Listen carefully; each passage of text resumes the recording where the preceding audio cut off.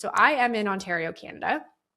And for a long time, our ferritin reference range was, as long as it was over 10, we were fine. For a while, I remember in my career, it was actually as low as 5.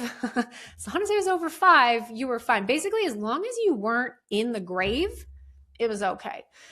It was really bad. We had very, very low standards, like very low standards. And it was the same for kids. If you've listened to my celiac episode, you'll know that one of Nyla's celiac symptoms, one of her only celiac symptoms, was that she was anemic. But when we started testing her, her ferritin wasn't actually low enough to be flagged. So her traditional doctors and her specialists told me, it's really not a big deal. My gut said that's not true. She looked anemic. She had dark, dark circles under her eyes. She doesn't sleep well. She seemed lethargic, 80% of the time. And so I started treating it. Once they changed, so about 3 to 5 months ago, maybe 6 months ago, sometime in the last half a year, here in Ontario, our lab changed the reference range for ferritin aggressively, which is great because now more and more women are actually going to get caught and hopefully properly treated by their GPs because they're going by reference range. They're not going to necessarily need to seek care to a naturopathic doctor when no one's listening to them, that they feel like an absolute sack of trash. And yes, I'm a naturopathic doctor. Does that impact my clinic and my business? For me, no, but could it? Yes. Does that matter? No.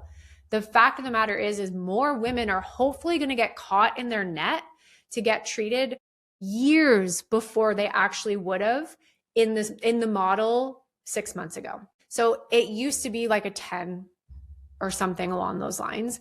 They've now popped it up to 50. So anyone less than 50, their wording is that you might be iron deficient. We should take this seriously and look into this and see what your symptoms are and yada, yada. 50 to 100 is kind of like where they want it to be. And before we were happy with 11. If you went and did your ferritin and it was 11, they say, everything looks good, nothing to worry about. And now they're saying it should be over 50. That's a huge change. And this is a great change for us, a great, great change for us. Because like I said, more of you are actually going to get caught in the traditional system, which is great.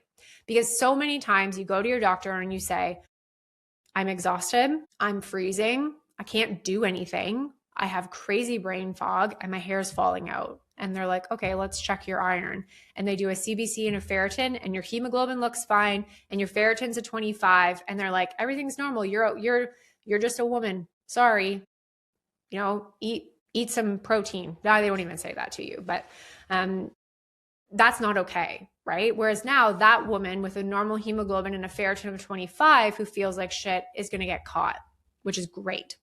So what are some, for those of you who are like, ooh, is this, first off, how this started was all of you should be getting tested, okay? CBC, ferritin, iron, transferrin saturation. You should just all do it. However, if you have some of these common symptoms, I don't know if there's,